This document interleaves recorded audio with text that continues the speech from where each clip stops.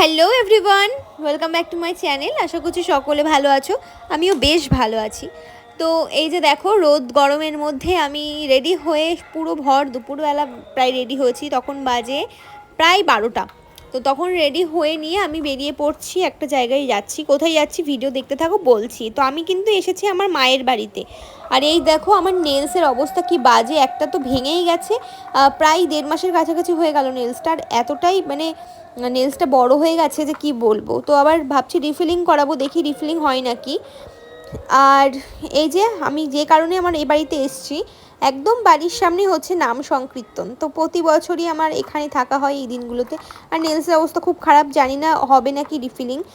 হয়তো একটা আমাকে এক্সট্রা করতে হতে পারে, আর বাকি হয়তো ওগুলো রিফিলিং হতেও পারে। এই যে চলে এসেছি সুপর্ণার বাড়িতে।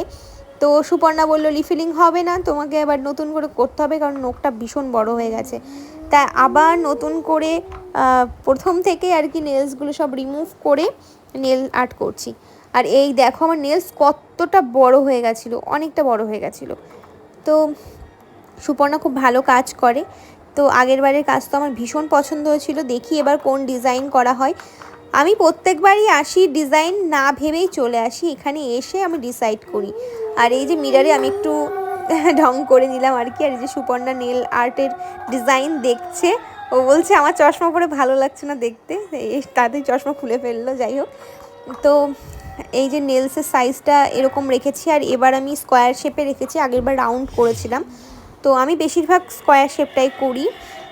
আর এই যে এটা হচ্ছে আমার নেলসের ফাইনাল লুক, দেখো কতটা সুন্দর হয়েছে।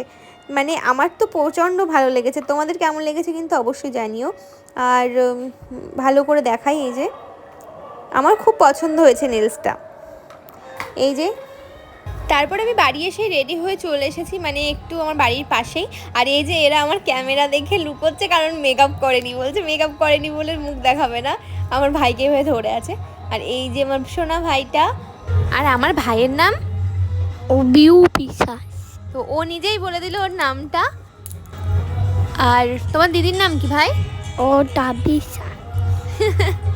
আর এই যে ভাগবত পাঠ হচ্ছে এখন, তারপরেই হবে অধিবাস সংকীর্তন। তো ঘরের মধ্যে চলে এলাম, এসে এনারা এসছেন, একটু গল্প করছিলাম আমরা। তো আজকের ভিডিওটার বেশি বড় করছি না, সবাই ভালো থেকো, সুস্থ থেকো। আবার নেক্সট ডেতে দেখা হচ্ছে। আজকের ভিডিওটা এইটুকুই রইলো, একদম মিনি একটা ব্লগ। আশা করছি সবাই পুরোটা দেখেছো। তো টাটা সকলকে, ভালো থেকো।